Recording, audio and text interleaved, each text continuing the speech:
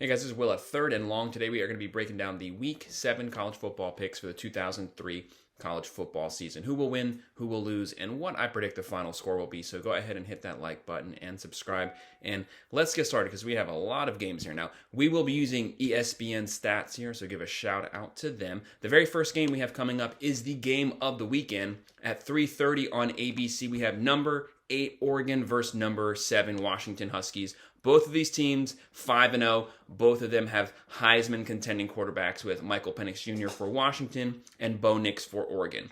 These are two of the highest scoring teams in the country, them and USC. So this has the trappings to be a really high scoring shootout game. Michael Penix is throwing for basically 400 to 450 yards every single game. Bo Nix looks great. Washington is loaded with stud wideouts. You have Odunze, Polk, McMillan. But Oregon has a very deep running back core, and they can definitely drain the clock. Both defenses have been playing pretty well this year. This is a complete toss-up here. I really don't know who will win because it's 50-50. I personally would not bet on this game because this has the type of game to where whoever has the ball last could potentially win the game. But when I sit and talk about it, I am going to go with the Oregon Ducks to actually get the upset here. So Washington comes in at 2.5-point favorites. I think that Oregon will win 37-34, but I can easily see that completely opposite. Whoever wins, both teams will play great. Whoever wins is in the playoff race, is in the Pac-12 race, and is probably in the lead for the Heisman right now. The next game we have at 7:30 on ABC, we have number 25 Miami at number 12 North Carolina. So Carolina comes into this game as 3.5-point favorites. We all know what happened to Miami last week with the Mario Cristobal debacle with him not taking a knee. Potentially, if they just take that knee, Miami's probably ranked 13 or 14 right now, and we have a top 15 matchup here. But he didn't take the knee, they fumbled, and they lost. But they did get to stay in the top 25. Now, Miami's a lot better than they played this past Saturday. They're definitely way better. Tyler Van Dyke is a great quarterback. They have a good offense. They have a good defense. They have the number 1 rush defense in the ACC. North Carolina. Drake May had his best game of the year last year versus Syracuse. He had like 447 yards passing, so he lit it up. And Tez Walker has been cleared. This will probably be the first game that he plays. So we will really get to see how good he is versus Miami's very skilled secondary. So this game is also kind of a toss-up because which Miami shows up. And the Tar Heels, to me, are not the number 12 team in the country. They are 12 by default because they just keep moving up because everybody keeps losing. But they are still a very good team. I just think they're more of like an 18-20 team. So the Tar Heels are favored by 3.5. I'm going to go with the upset again here. I think Miami will rebound. So Miami is at the crossroads. Will Cristobal lose the team after what he did last week, or will they use that as motivation going forward? I think they use it as motivation. I think Miami wins, and I think Miami wins about 30-27. The next game we have at 8 p.m. on the ACC network, which is a pretty late game for this East Coast game. We have NC State at 4-2 versus number 17 Duke at 4-1. So Duke comes in as 3.5-point favorites. NC State has been playing really well since they lost to Notre Dame. Their offense has been scoring. This is usually a defensively focused team, but that's actually not the case this year. So Armstrong, he's doing okay at quarterback, but they did put up like 50 points last week. So their offense is humming right now. Duke, they had the bye week, but Riley Leonard is hurt. He has not been cleared to play Saturday. So as of right now, I am going off of the fact that he's probably not playing. Now, if he plays, to me, they win by 2 scores. But with him not playing, that's kind of the toss-up here. And I don't really know anything about the backup for Duke because we haven't seen him because they had the bye week last week. So I'm going to be basing this off of how good Duke's special teams is and how good their defense is and their ball hawking. So they get a lot of turnovers and they keep the ball out of the opponent's hands and they drain the clock. So Duke's defense only gives up 11 points per game. So I'm going to side with that and say that that's what wins the game here. So I think Duke covers, and I think they're going to win 27-20. So they'll still pull out the win, and they'll still be on track to try to have their best season in their school's history. The next game we have coming up at 12 p.m. on CBS, we have number 1 Georgia visiting 2-5 Vanderbilt Commodore. So Georgia's 31.5-point favorites here. That's a massive spread. But let's be honest, Vanderbilt is not good at all. And they have a god-awful defense. Vanderbilt doesn't even have a stadium right now. So it's half shut down. And even if it was full, no one would be there anyways, except for probably Georgia fans. So who's going to win this game? Georgia, to me, had their best game of the year last year. Carson Beck, 300 yards passing first half. Backups played second half. Their defense played really good. Running game played well. Last week was the first game that they actually came out first half and came out hot. They have not done that the whole year. They've been very slow starting, but perhaps this is the buildup going into the second half of the season where they start getting going faster. Every single game does getting better going into the SEC championship. Now, I think Georgia's going to beat the crap out of Vanderbilt. Vanderbilt has no chance here. It's just how much will they lose by, basically. So will they try to make it respectable, or will they just get the brakes beat off of them? I think from what I saw from Georgia last week, Georgia's humming right now. Carson Beck will probably have 250 yards passing first half, and he'll probably sit out the whole second half. I think Georgia's going to win here. They're going to win 47-13, so they're going to cover that massive spread. That is a huge spread, though. So if Vanderbilt gets lucky and they get a couple garbage time touchdowns, they could close in. It's just Georgia played. So Kentucky's better than Vanderbilt is. Kentucky's not good, but they're better than Vanderbilt. Georgia beat the brakes off of them, and they actually have a defense. So that's why I think the difference is here is Vanderbilt has absolutely zero defense. So I just think they're going to get the doors beat off of them. Next game we have at 12 p.m. on Fox. We have 2-3 Indiana at number 2 Michigan at 6-0. Michigan comes into this game 33.5-point favorite. So another massive spread here, but that's just college football. Sometimes things are just really lopsided versus these bad teams. So the Hoosiers have really no redeemable qualities this year. They're not good. They're not good on offense. Actually, they're really bad on offense, and they're not good on defense. So to me, they have zero chance in this game. Michigan, really good game last week. They won, 52-10. They look good on offense, and they continue to look the same on defense every single week, and that's the best defense in the country as of right now. So they're only giving up like 7 or 8 points per game through the Big Ten so far, so very commendable there. Harbaugh's back.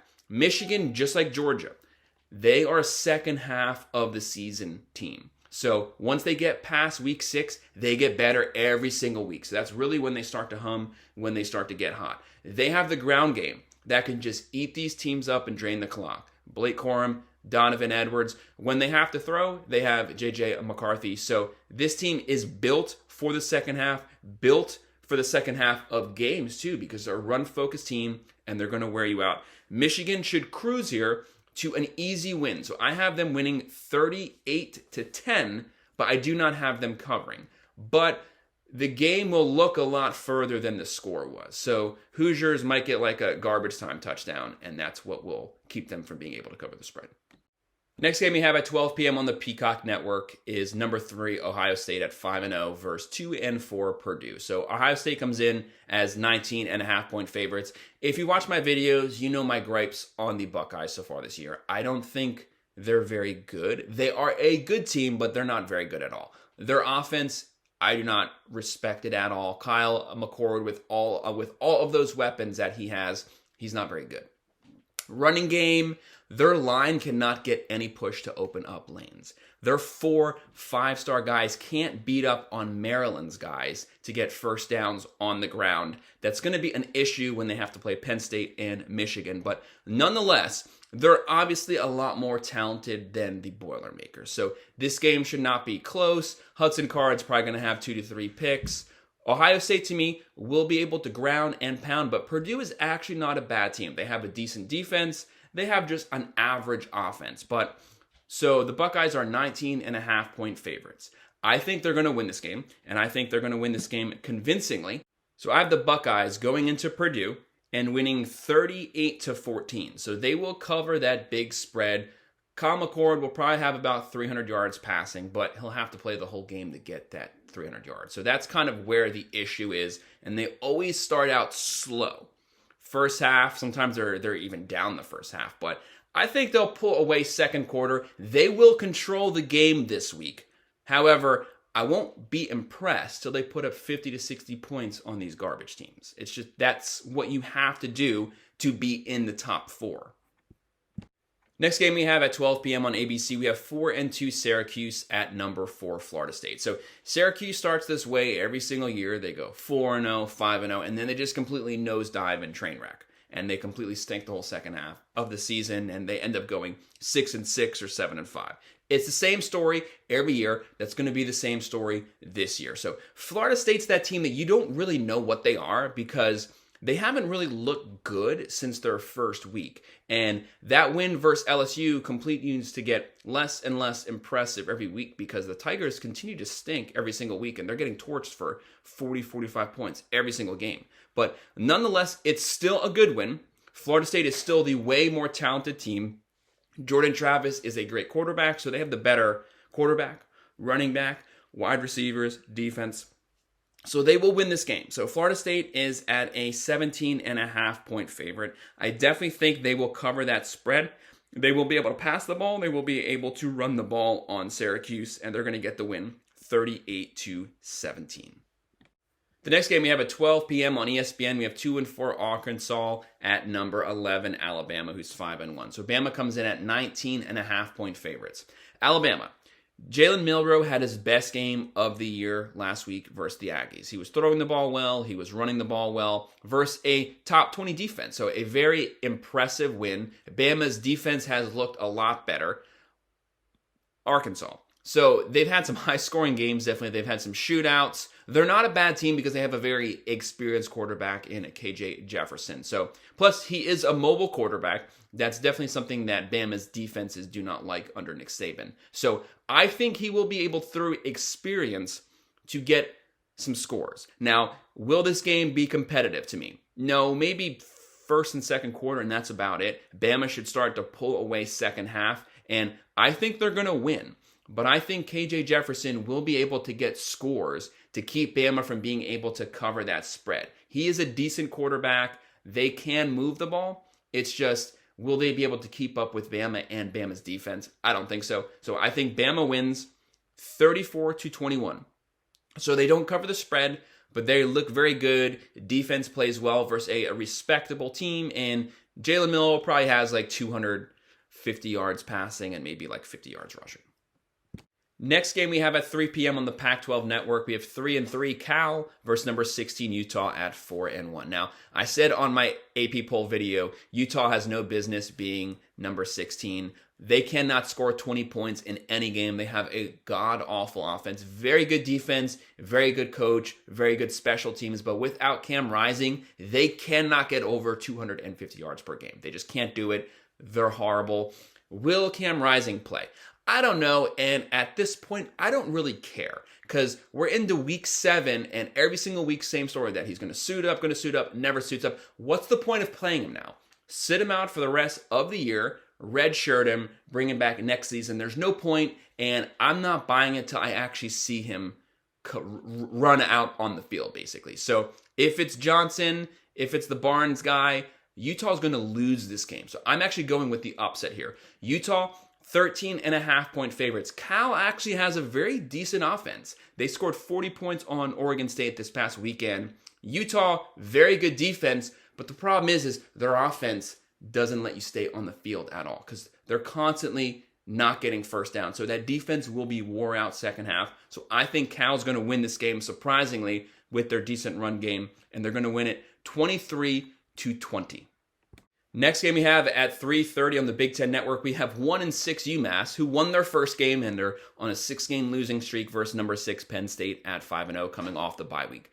Penn State really does not care about this game at all, and they have bigger things on their schedule looking at the Buckeyes and at Michigan. So I think they're just going to try to get through this game, try to not get anyone hurt. I don't think they really care about that 42.5 point spread. Massive spread here. UMass is garbage. They're not good in any way whatsoever. I would not be surprised if they honestly get shut out this game. But when I look at that spread, that's a big spread when Penn State's going to pull their starters after the first half to keep them healthy. And coming off the bye week, they will be tired. And they don't really care about the UMass Minutemen. So I think that's what's going to keep them from being able to cover the spread. But Drew Aller, great quarterback. Penn State is good in every facet of the game. Special teams, offense, and a top 10 defense. So Penn State is going to win. They're going to win 45-6, but they're going to fail to cover the spread. At 3:30 on CBS, we have 4-2 Texas A&M versus number 19 Tennessee at 4-1. Tennessee comes in as 3.5-point favorites. Joe Milton is having a decent year. They are coming off the bye, but he's not having a good year at all. People still want to see the 5-star quarterback that they have in the wings, but he is serviceable. Tennessee has a good run game. They have good wide receivers. They have a decent offense. Not as good as last year, but they had a really good offense last year. But they are still a very serviceable team. Their defense has been getting better every single season under Josh Heupel. The Aggies, coming off of a very close loss versus Bama. Connor Wigman is out. They do have Max Johnson as the starting quarterback. He had a pretty decent game versus the Bama defense. So I think the Aggies defense, they have a very good defense. They have a very skilled roster. They will keep this game close. I would not be surprised if they win this game, possibly. But I think Tennessee's going to pull it out. You know, Tennessee, like I said, they're that 20-25 team, so they're not more skilled than the Aggies roster-wise. But I think Tennessee's going to pull it out 28-27. So they will fail to cover the spread, but I also would not be surprised if the Aggies win it 28-27. Very close game, but the Aggies defense should be able to keep it close. Next game we have at 3:30 on Fox Sports. We have number 23 Kansas, who's back in the top 25 at 5-1 versus 3-2 Oklahoma State, who got a win last week. People are starting to wonder if the Cowboys are starting to get hot. So Kansas comes in at 3.5-point favorites. Kansas, Jalen Daniels, so he might play, might not play. So as of right now, till he suits up, I have to go off of the fact that he's not playing because he is week to week. But I do hope that he plays. He's a very good quarterback, and he does give them the best chance to win. But Kansas's running game is really good. They are running, for 300 to 350 yards per game. Very good gun game. They will drain the clock out from Oklahoma State. So Oklahoma State is not a bad team, but they do not have the Oklahoma State offense of old. So that's what's going to be the difference here. So Kansas is 3.5-point favorites. I think they will win 34-27, so they will cover that spread. If Jalen Daniels plays, I could see them winning, 40-27. But right now, because we don't know, I'll just go right down the middle, and they win 34-27. Next game we have at 6:30 on the CW network. We have number 14 Louisville at 6-0 versus Pitt at 1-4. Pitt's been a real disappointment this year. They were definitely, supposed to be an 8-9 win team, and they just fallen apart. So I feel bad for Pat Narduzzi there. They're just not good at all. And Louisville, they beat Notre Dame this past. Well, actually, they beat the brakes off of Notre Dame this past weekend. So they catapulted all the way up to number 14. So really good for them. They have a very good offense under Plummer, Jordan at running back, Thrash at wideout, and they also have a top 20 defense. So they have both sides of the ball covered. Pittsburgh really has no redeemable qualities right now. They're not good at all. Louisville is 7.5-point favorites. I think coming off of that win, Louisville could be kind of sloppy because how will they take all of this new glory coming into their program that they haven't had since Lamar Jackson? A lot of media spotlight there. People are now starting to watch Louisville. How will they perform with the eyes on them? I think they're going to win. They're going to win 35-24, so they will still be able to cover that spread on the road versus Pitt. Next game we have at 7 p.m. on the Pac-12 network. We have 3-3 Arizona Wildcats versus number 19 Washington State Cougars at 4-1. So Washington State just lost to the Bruins, but actually they got beat pretty bad by the Bruins, but they do have a good win versus Oregon State. They are a very good team passing the ball. Cameron Ward passed the ball, is having a really good season. He has 1,600 yards, 14 touchdowns, and 2 picks. But as I said, do not overlook Arizona just having barely lost to Washington and to USC, and their defense actually played pretty good. But Washington State has a experienced team. I think they will be able to win, but they have an 8-point spread here, so a pretty decent spread margin there. I think they will win 31-27. So they get the W, but they don't cover the spread. Don't overlook Arizona, though. Next game we have at 7 p.m. on ESPN, we have 3-2 Auburn versus number 22 LSU at 4-2. So LSU is 11 point favorites. They have a really good offense. So Jane Daniels is having a great year, a Heisman level year, but he's not getting the eyes because LSU is just not very good. So he will not get invited to a New York.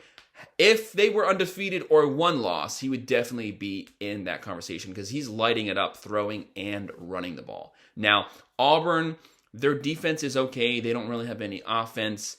Hugh Freeze will get them there, but it will take some time to rebuild this whole roster the way that he wants it. So I think they're going to win this game, but they will give up points because they get gashed every week by everybody. So they have not fixed the defense. Actually, it probably gets worse every single week so far this year. So Brian Kelly definitely needs to fix that in the offseason. But their offense is so good that they will be able to overwhelm Auburn. They're going to get the win 35-28. So they get the win, but they're not going to cover.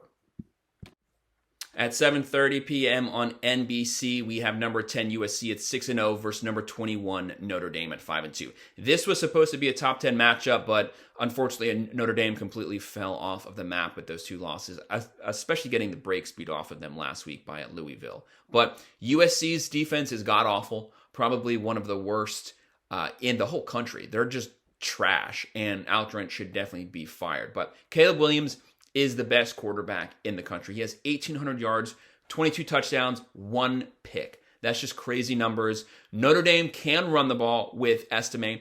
Sam Hartman, very good quarterback, but they don't have the offensive playmakers at wide receiver to be able to keep up with USC's offense. Now, will they be able to move the ball versus the Trojans? Probably, but will they be able to move the ball enough to outscore Caleb Williams?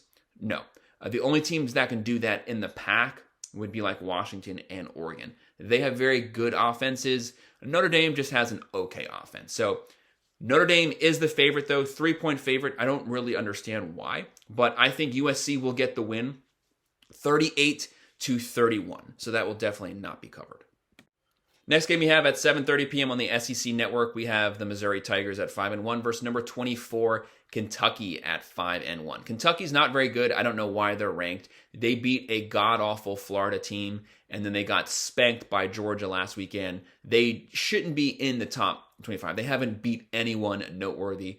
Missouri, they've at least beaten Kansas State, which is a decent win, but Missouri has a lot of firepower, and they can definitely throw the ball with Cook. He has 1,900 yards, 13 passing touchdowns, 2 picks. They have good wideout. Look at Bird in the third. He has 800 yards receiving by week 7. So they can move the ball. Kentucky, Brent Armstrong is horrible. I don't know what happened to him, but he gets worse every single week over the last 2 to 3 years. Every single week, he's been getting worse for 2 to 3 years. So Kentucky, to me, they are the favorites here, 2.5-point favorites. They have a very good run defense, but Missouri is not going to be running the ball at you. They will be throwing the ball at you, just like Georgia did last weekend, and they threw for 300 yards first half. So I think Missouri will get the upset here. They will overthrow Kentucky, and they will take their place in the top 25. Missouri will win 28-24. Next game we have at 8 p.m. on Fox. We have our final game, number 18 UCLA Bruins, coming off of a really good win last week versus number 15 Oregon State. This is a really good matchup for the Pac-12 here. The Pac-12 is so deep, so many good teams. So Oregon State comes in at 4-point favorites. The Bruins with Dante Moore, great 5-star quarterback. He has a very bright future. Chip Kelly, great coach. They will be good for the next 2 to 3 years to come because he will definitely be able to dial things up for him. Oregon State with DJU. They might not have the 4 and 5 stars, but they have a very experienced team that won 10 games last year. I think Oregon State, who is a 4-point favorite, they are going to get the win, although the Bruins have a very good defense this year, a very underrated defense, but I think Oregon State will be able to ground and pound and get the win. So they're going to win 28-24, so they will just cover the spread. So that's my breakdown of the AP Top 25 games for Week 7. Hit that like button and subscribe. Thanks.